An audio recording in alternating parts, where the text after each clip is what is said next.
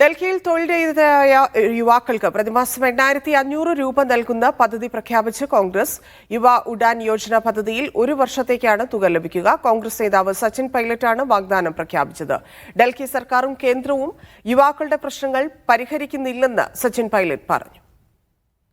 हमारी सरकार बनने के बाद हमने निर्णय लिया है, जो भी दिल्ली का निवासी मतदाता शिक्षित होगा, लड़का लड़की, और वो बेरोजगार होंगे, उनको हम 1 वर्ष तक, और हम चाहते हैं हम उनको ताकत दें ताकि अपने जीवन को सुधार सकें. हम लोग सरकार बनने के बाद हर शिक्षित बेरोजगार व्यक्ति को 8,500 रुपये प्रति माह का उसको हम आर्थिक मदद देंगे 1 साल के लिए. लेकिन ये मदद सिर्फ आर्थिक नहीं होगी, हमारी कोशिश ये रहेगी कि हम उन लोगों को उस क्षेत्र में अब्जॉर्ब करवाएं जहां उन्होंने ट्रेनिंग या पढ़ाई करी है. PR അരവിന്ദ് ചേരുന്നുണ്ട്. അരവിന്ദ്, വലിയ പദ്ധതികളാണ് പ്രഖ്യാപിക്കുന്നത്. കഴിഞ്ഞ ദിവസമാണ് സ്ത്രീകൾക്കായി ഒരു പദ്ധതി കൊണ്ടുവന്നത്. ഇപ്പോൾ യുവാക്കളെ ചേർത്ത് നിർത്താനുള്ള ശ്രമവും കോൺഗ്രസ് നടത്തുന്നു. അങ്ങനെ എന്തുതരം ഒരു മത്സരത്തിലേക്കാണ് ഡൽഹി കടക്കുന്നത്?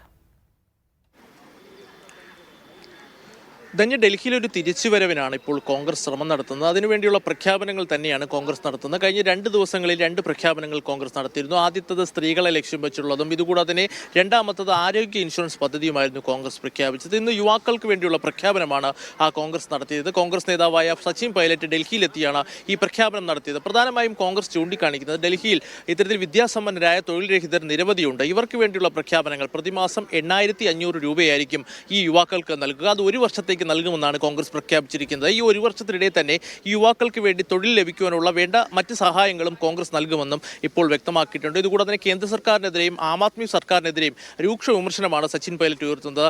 ഡൽഹിയിലെ യുവാക്കൾക്ക് വേണ്ടി യാതൊന്നും അല്ലെങ്കിൽ അവരുടെ പ്രശ്നങ്ങൾ പരിഹരിക്കാൻ ഈ രണ്ട് സർക്കാരുകളും യാതൊരു നടപടി എടുക്കുന്നില്ലെന്നും സച്ചിൻ പൈലറ്റ് ചൂണ്ടിക്കാണിക്കുന്നു. എന്തായാലും കോൺഗ്രസ് ശക്തമായ പ്രചാരണവുമായി മുന്നോട്ട് പോവുകയാണ്. നമുക്കറിയാം ആം ആദ്മി പാർട്ടിയും അതുപോലെ തന്നെ BJP എല്ലാം ഇതിനോടൊപ്പം തന്നെ പ്രചാരണത്തിൽ ഏറെ മുന്നിട്ട് കഴിഞ്ഞു.